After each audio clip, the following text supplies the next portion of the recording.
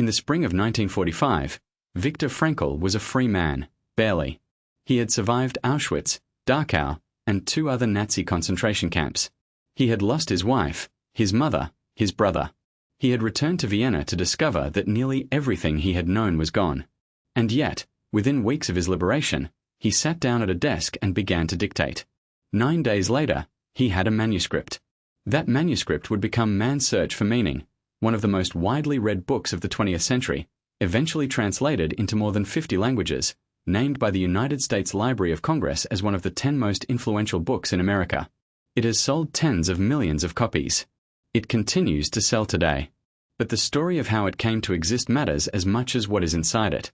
Frankl originally intended to publish the book anonymously. He did not write it for fame. He did not write it to process his trauma in the way we might think of therapeutic memoir today. He wrote it, he said, because he felt an obligation, to the dead, to the living, and to the truth of what had happened inside those camps. He believed that if the psychological lessons of that experience were not recorded, something irreplaceable would be lost. The book is divided into 2 parts. The first is his account of life in the camps, not as a political document or a historical record, but as a psychological one. Frankl was observing, even as he suffered. He noticed which prisoners gave up and which found reasons to endure. He watched what happened to a man's inner life when every external freedom was stripped away. And what he found confirmed what he had already begun theorizing before the war, that the last of human freedoms is the freedom to choose one's attitude toward any given set of circumstances. The second part of the book introduces logotherapy, the system of psychotherapy Frankl had been developing since the 1930s. Here he explains the will to meaning, the existential vacuum, the 3 pathways to meaning, and the therapeutic techniques he developed. For many readers, this second section lands with particular force because it arrives after the testimony of the first. The theory is not abstract.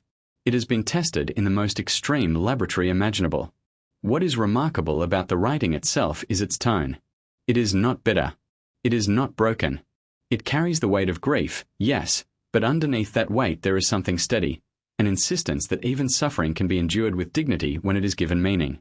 Frankl wrote about moments of beauty he witnessed in the camps, a prisoner watching the sunset through a crack in a cattle car, a group of men who shared their last piece of bread with someone who had none.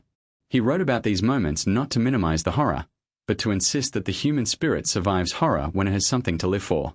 The 9-day writing sprint was not an act of recklessness. It was an act of necessity. Frankl feared he might not survive long. His health had been devastated. He feared the memories might fade or be distorted by time.